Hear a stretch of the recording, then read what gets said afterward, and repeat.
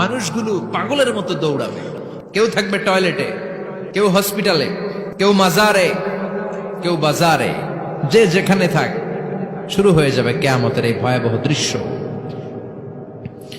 দুধের বাচ্চাকে রেখে দিয়ে মা দৌড়ে পালাবে। দুধের বাচ্চা রেখে মা কোথাও যায়? কলিজার টুকরা এটা, দুধের বাচ্চা, এটারে ফেলে মা কোথাও যায় না। কিন্তু কিয়ামতের এই ঝাঁকুনির দৃশ্য দেখে আল কারিয়া মাল ওমা আদরাকা মাল, এই দৃশ্য দেখে দুধের বাচ্চারে রেখে মা দিবে দৌড়। অনেক গর্ভবতী মহিলা থাকবে এই কিয়ামতের সময়ে, যাদের পেটের ভেতরে 2 মাসের বাচ্চা, 3 মাসের বাচ্চা, অপরিপক্ক অপরিণত, বাচ্চাটা এখনো বড় হয় নাই, কোনো বাচ্চার হাত পা এখনো হয় নাই। কিয়ামতের এই ভয়ঙ্কর দৃশ্যটা দেখে জায়গার মধ্যে 3 মাসের অপরিণত বাচ্চাটা ডেলিভারি হয়ে যাবে। আল কারিয়া মাল কারিয়া ওমা আদরাকা মাল।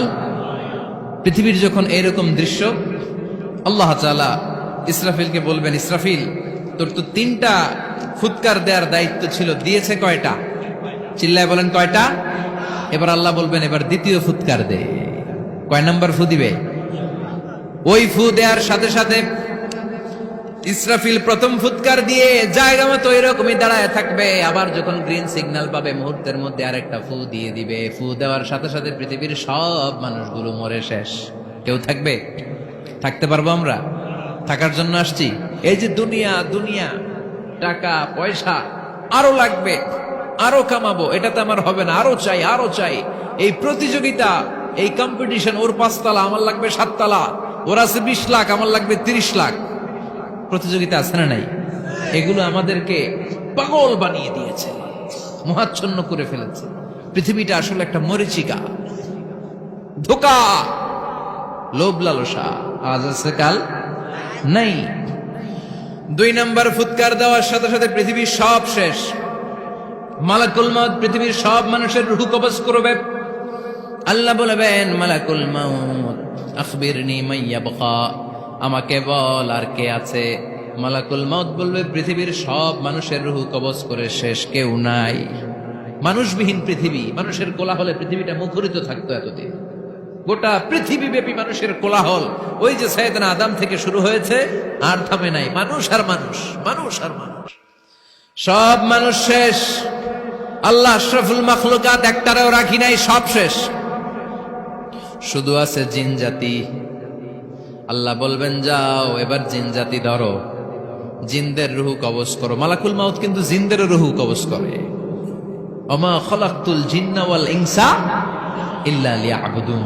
জিন জাতি আর মানব জাতি, এই 2 জাতিকে আল্লাহ তাআলা তৈরি করেছে কার ইবাদতের জন্য। আমরা যেমনি নামাজ পড়ি, জিনেরাও নামাজ পড়ে। আমরা যেমনি রমাদানের রোজা রাখি, জিনেরাও রমাদানের ফরজ রোজা রাখতে হয়। আমরা যেমনি হজ করি, জিনেরাও হজ করে।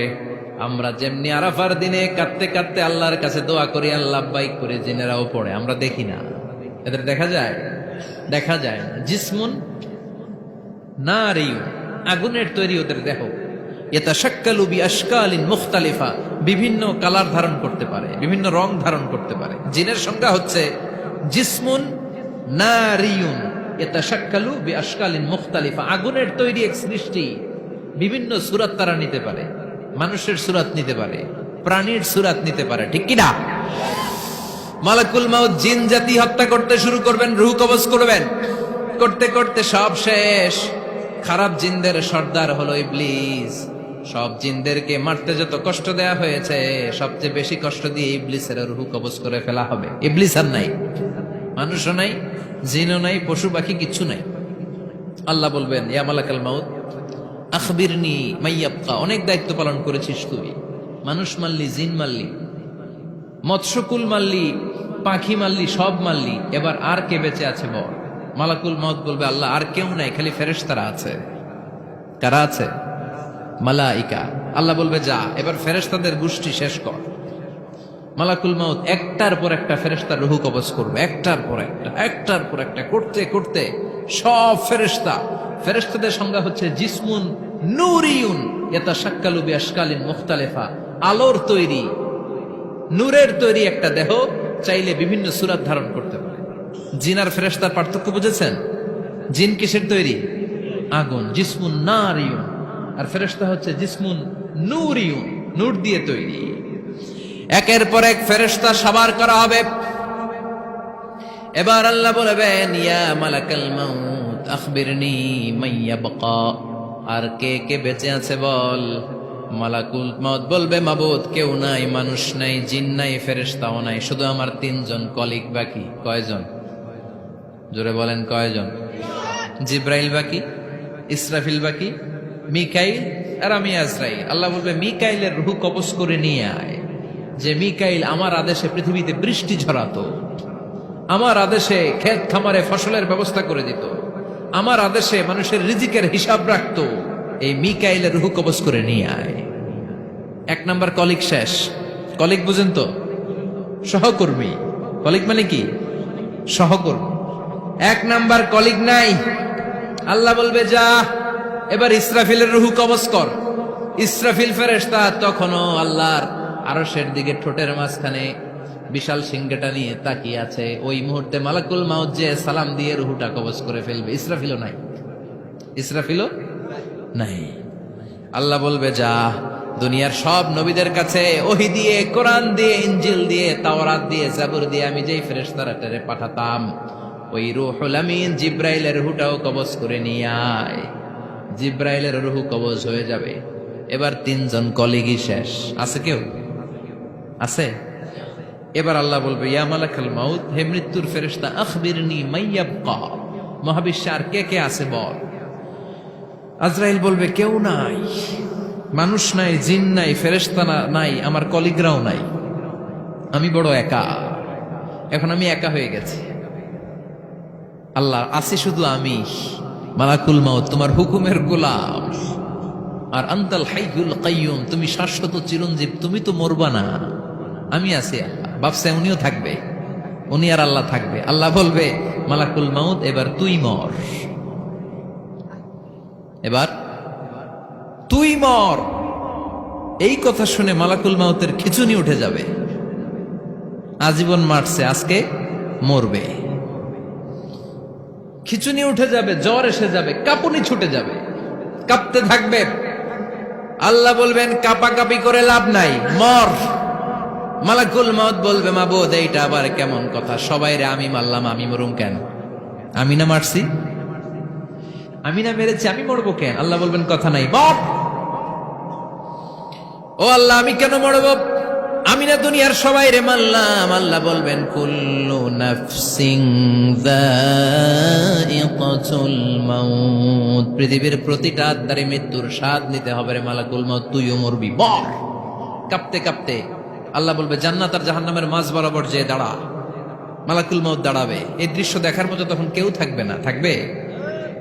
কেউ নাই। মালাকুল মাউত কাঁপতে কাঁপতে।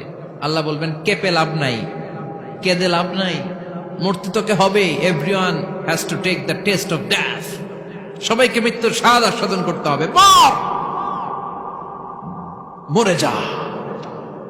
মুত ইয়া মালাকাল মাউত। আল্লাহ বলবেন, ও মৃত্যুর ফেরেশতা, মর। মুত ইয়া মালাকাল মাউত বলার সাথে সাথে যে ফেরেশতার হাতে আমাদের সবার রূহ চলে গিয়েছিল, ওই ফেরেশতা চিৎকার মেরে জান্নাত এবং জাহান্নামের মাঝখানে বেহুশ হয়ে পড়ে যাবে। শেষ। মালাকুল মাউতের কিচ্ছা খতম, উনিও নাই। এবার ডানে বায়ে, সামনে পেছনে, উপরে নিচে কেউ আছে? একজন ছাড়া, তিনি কে?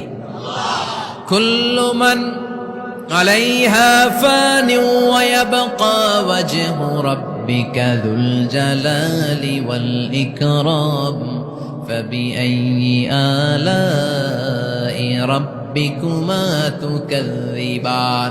এই জমিনে যারা আছে সব শেষ হয়ে যাবে, একজন ছাড়া, তিনি কে? আল্লাহ তখন হুঙ্কার দিয়ে একা একাই বলবেন, একা একাই বলবেন, ইয়া আরদু আইনা আশজারুকি, ও পৃথিবী তোর বড় বড় গাছগুলো কোথায়? আপনাদের নিমসারে বট গাছ আছে? কোথায় আছে বট গাছ? অনেক জায়গায় থাকে না বট গাছ বিশাল, ওইটাকে কেন্দ্র করে শিরকের আখড়া জমে ওঠে। ওখানে মোমবাতি লাগায়, লাল সালু দেয়, নাচানাচি করে, এরকম বটগাছের আখড়া আছে নাই? আল্লাহ বলবে ইয়া আরদু, হে পৃথিবী, আইনা আশজারুকি, তোর বড় বড় গাছগুলো আজকে কোথায়? ইয়া আরদু আইনা আনহারুকি, হে পৃথিবী, তোর বড় বড় নদীগুলো কই? পদ্মা নদী কই? মেঘনা নদী কই? ব্রহ্মপুত্র কই? গঙ্গা নদী কই? মিসিসিপি, মিসৌরি কই? আল্লাহ সেদিন বলবেন আইনা নাইল, নীল নদ আজকে কোথায়? আইনাল আনহার, নদীগুলো কোথায়? আইনাল কুসুর, প্রাসাদগুলো কই? রাজপ্রাসাদ, টাওয়ার কোথায়? আইনাল জাবাবেরা, অত্যাচারী শাসকগুলো আজকে কোথায়? যারা ক্ষমতার চেয়ার পেলে আর নামতে চায় না, এই ডাকাতগুলো আজকে কোথায়? আল্লাহ বলবে আইনাল জাবাবেরা, ফেরাউন কোথায়? নমরুদ কোথায়? আবু জাহেলের গোষ্ঠী কোথায়? ফেরাউনের চাচাতো ভাইরা কোথায়? নমরুদের চাচাতো ভাইরা কোথায়? কোথায়? যারা ক্ষমতার দাপট দেখিয়েছে, কোনো আওয়াজ আছে? কথা বলেন। আল্লাহ বলবেন লিমানিল মুলকুল ইয়াউমা লিল্লাহিল ওয়াহিদিল কাহ্হার, লিমানিল মুলকুল ইয়াউম, আজকে ক্ষমতা কার? একটা চিৎকার দিয়ে উত্তর দেন, সেদিন ক্ষমতা কার? Who belongs the kingdom today? আল্লাহ বলবেন আজকে ক্ষমতা কার? ক্ষমতা শুধু একজনের, চিল্লায় বলেন তিনি কে? আল্লাহ।